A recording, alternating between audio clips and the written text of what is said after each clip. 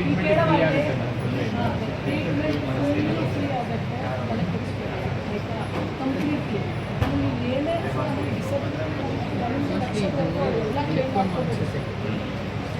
45% ಇದೆ ನೋಡಿ, first D D first literally ಈಗ ನೋಡ್ತಾ ಇದ್ದೀನಿ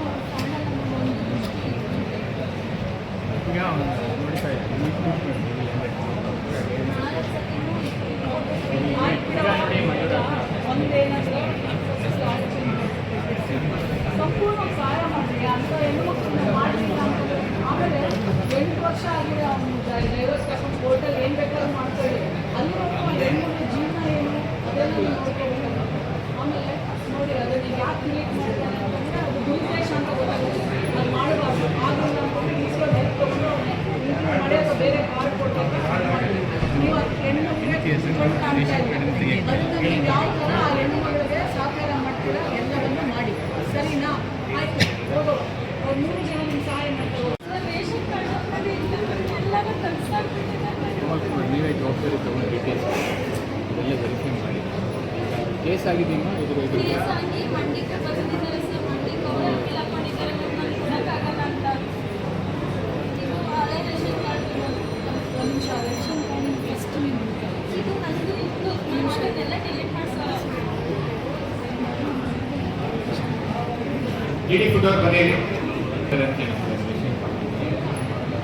ಕೊಟ್ಟಿದೆ, ಗಂಡ ಏನು ಕಳಿಸಿದ್ದಾರೆ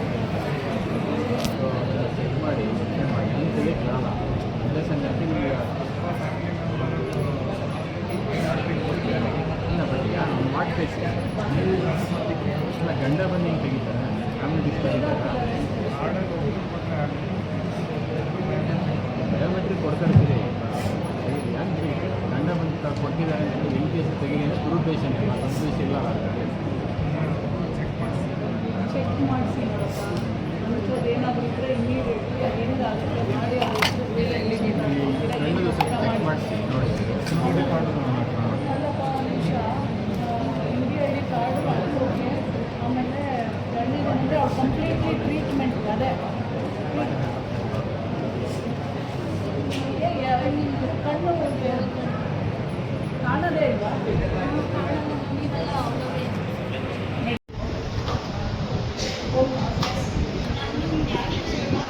ಯಾರು ಸರಿ ಏನಾಗುತ್ತೆ?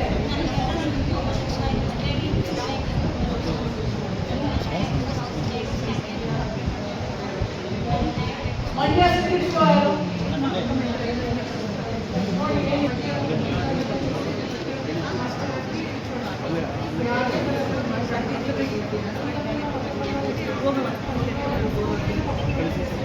ಸ್ಟೇಷನ್ ಹೋಗಿಲ್ಲ, ಇಲ್ಲೇ ಬಂದಿಲ್ಲ, ಅದು ಇಲ್ಲೇ ಮತ್ತೆ ಎಲ್ಲೋ